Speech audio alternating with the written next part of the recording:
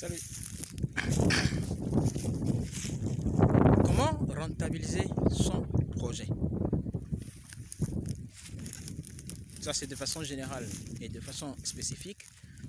Comment rentabiliser son projet agricole?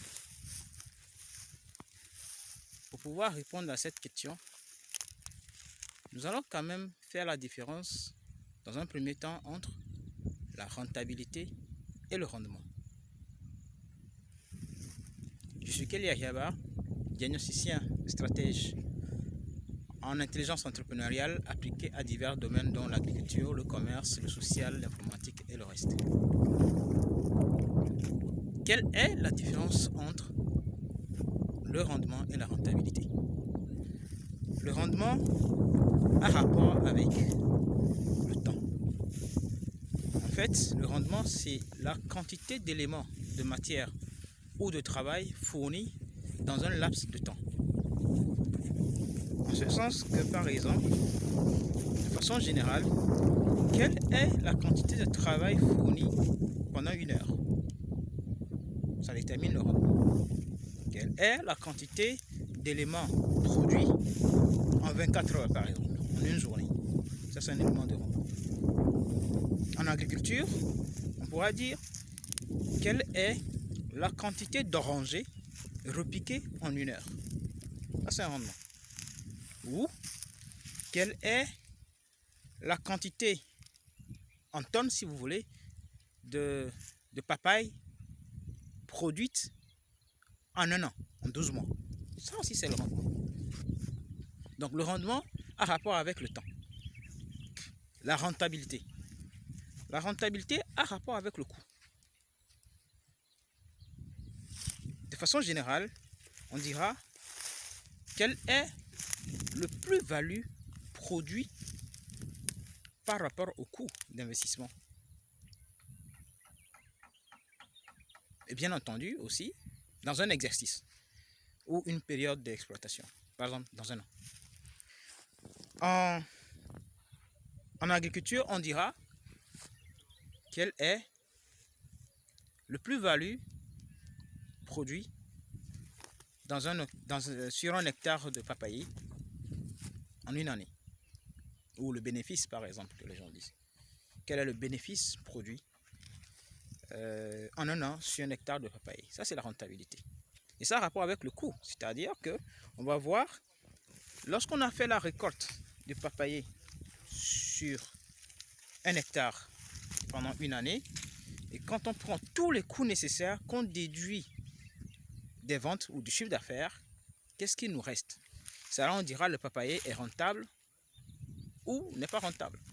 Ça a rapport avec le coût. Le plus-value produit par rapport au coût.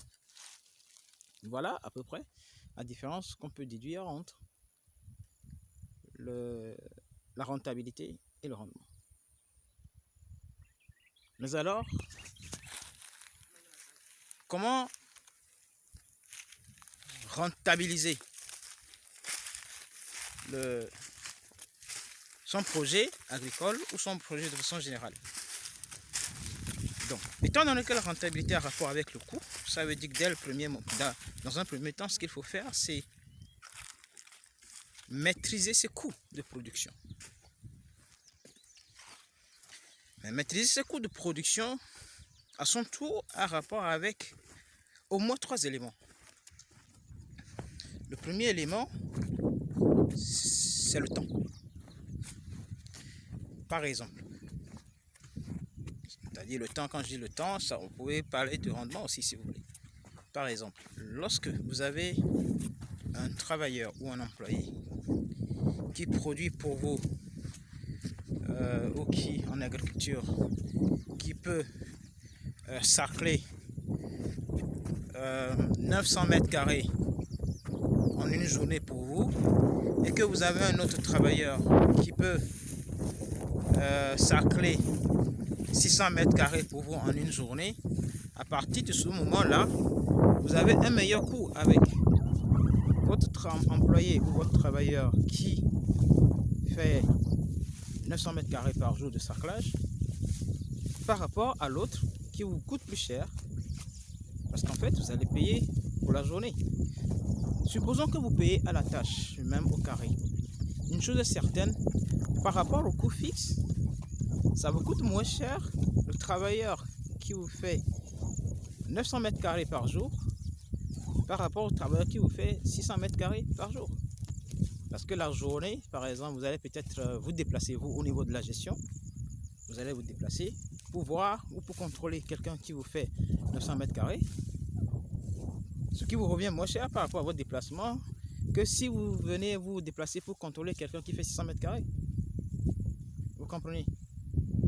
Donc il faut travailler les coûts, ça a rapport avec le temps. La quantité de travail qu'on vous fait dans un laps de temps, il faut arriver à l'optimiser. Ça a rapport également avec l'environnement. Par exemple, lorsque vous devez faire une récolte pour aller revendre sur un marché qui se trouve à 200 km de chez vous, il faut rentabiliser la distance. Faut-il déplacer 3 fois dans la même semaine une tonne à chaque fois pour la même distance? Donc vous allez déplacer une tonne 200 km, une tonne 200 km. Donc vous allez parcourir 600 km pour vendre 3 tonnes. Ou faut-il déplacer 3 tonnes en une fois pour 3 tonnes pour 200 km? Ça a rapport avec l'environnement par exemple. Hein? Ça a également rapport, votre rentabilité a rapport, la maîtrise de votre coût, a rapport avec les compétences également. D'accord? Le temps, l'environnement et les compétences. Par exemple, lorsque vous faites venir un ingénieur pour travailler sur une surface de 10 hectares pour vous donner des conseils, et que vous faites venir un ingénieur pour vous conseiller sur 2 hectares, vous savez, l'ingénieur, s'il va vous facturer par heure, par exemple, il va vous facturer 60 € l'heure.